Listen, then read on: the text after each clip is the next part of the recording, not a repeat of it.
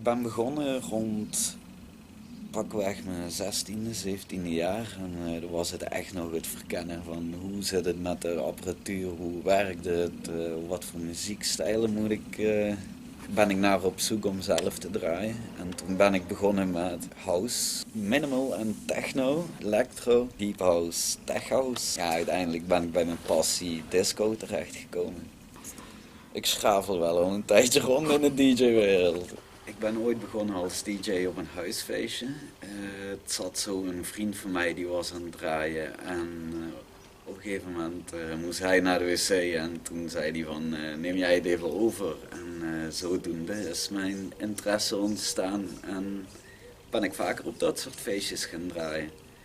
En uiteindelijk is het een echte uit de hand gelopen hobby geworden. Toen ging ik wat meer de cafés, de bars, af en toe een club, ook wel eens een festivalletje gedaan. En ja, alles aanpakken wat op mijn pad komt.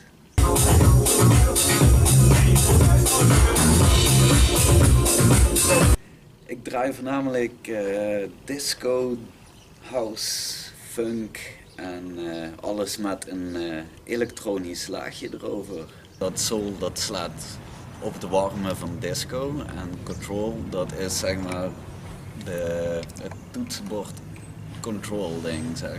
Maar dat heeft meer met het digitale te maken en een samensmelting daarvan is disco en digitaal, soul en control. En gecombineerd is het soul control. Vaak heb ik wel een lach op mijn gezicht plus altijd wel een tropisch blouseje aan of een blinkend vestje.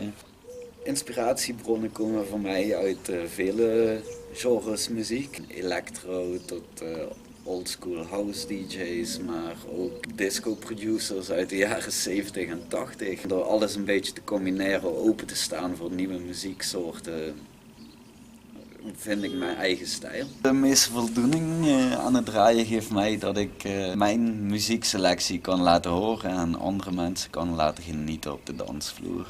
Mijn ding doen, een drankje erbij, gewoon muziekje maar opzetten, mixen, heerlijk. Ja, gewoon het creatieve eruit blazen en natuurlijk een beetje dansen en zo, perfect. Ik ben wel het meest trots op mijn gig tijdens het Proton Festival. Het was gewoon een hele mooie eer om op zo'n toffe locatie en met zulke andere geniale artiesten op een line-up te staan.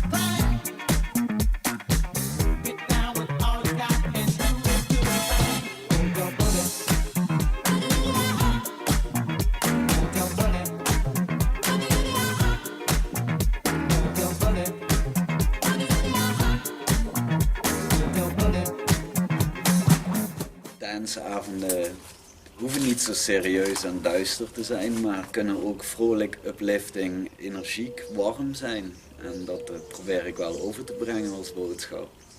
Blijdschap, ik wil luchtigheid, positiviteit overbrengen. Voel je lekker, voel je fijn.